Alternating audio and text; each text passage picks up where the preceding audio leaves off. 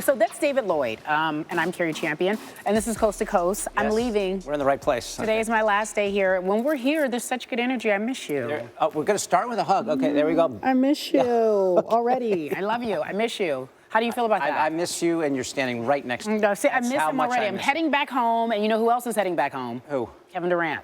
That's right. The same place he did not want to play. Right. So we'll talk about that, his relationship with D.C., that whole going home thing, not so much with him. Yeah, all right. So that'll be interesting to watch that game. Also, we have some NFL news. Oh, yes. A.J. Green knocked off his perch. He's not the highest paid wide receiver in the NFL anymore.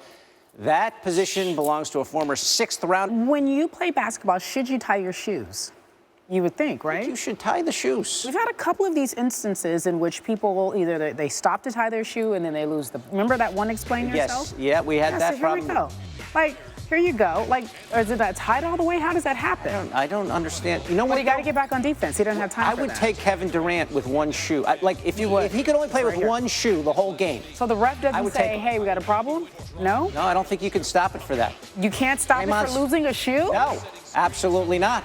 Interesting. I didn't know that. Well, you know, Kevin Durant, I don't know if you heard about this. His sneakers tied. Okay, oh, it's tied. You got that. Okay, good. David with the eagle eye. Kevin Durant, speaking of, is heading home to D.C. He sure with their offense. All right, they locked in another member of the Killer Bees, that be Le'Veon Bell. We just heard Jeremy Fowler talking about it. This is interesting. They didn't have the same situation that Dallas had a few years back when it was you know what I'm talking about, right? DeMarco Murray and Dez Bryant. Why is it, though, and he said it's a pass-happy league, why is it, though, that the running back isn't as valuable as the wideout? Well, I just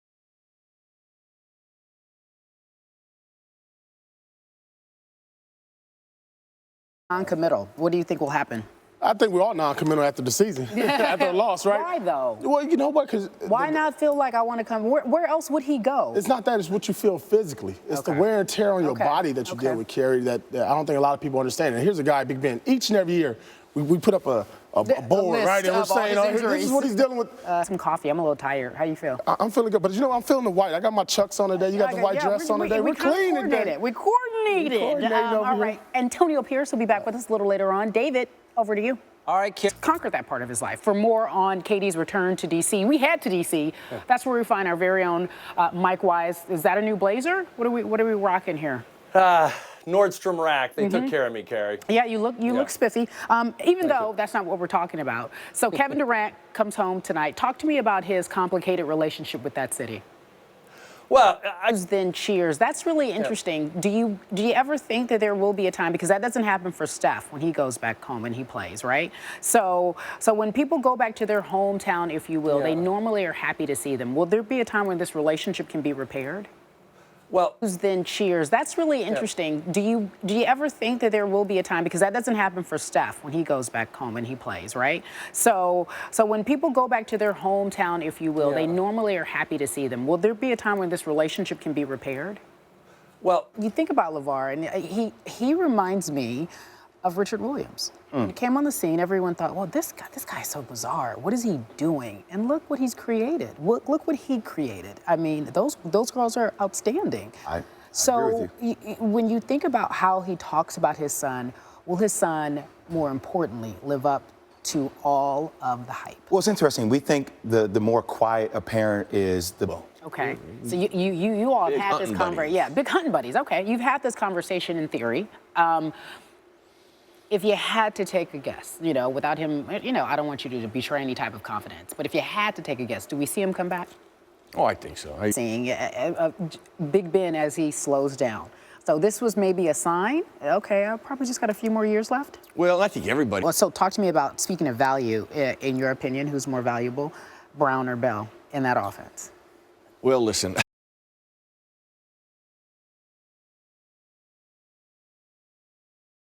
Right, David, thank you for that. So he said it's not fantasy football. Yeah, we know that. It's the idea. Well, kind of it is right now. Talk about it, from your experience. Yeah, well, you know what's going to be interesting? You go through, I think it was almost a year ago, and I just didn't envision myself there.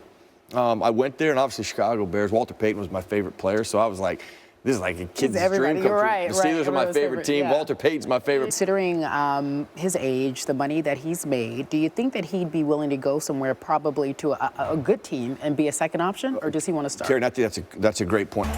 With the Vikings' decision yesterday not to pick up an $18 million option on Adrian Peterson, there's the temptation to start closing the book on his career. Well, especially in Minnesota, but that might not be the case. $18 million is an ungodly amount for a 32-year-old running back coming off another injury. Perhaps the Vikings were just looking to pare that number down while still keeping his services. We hear from the GM.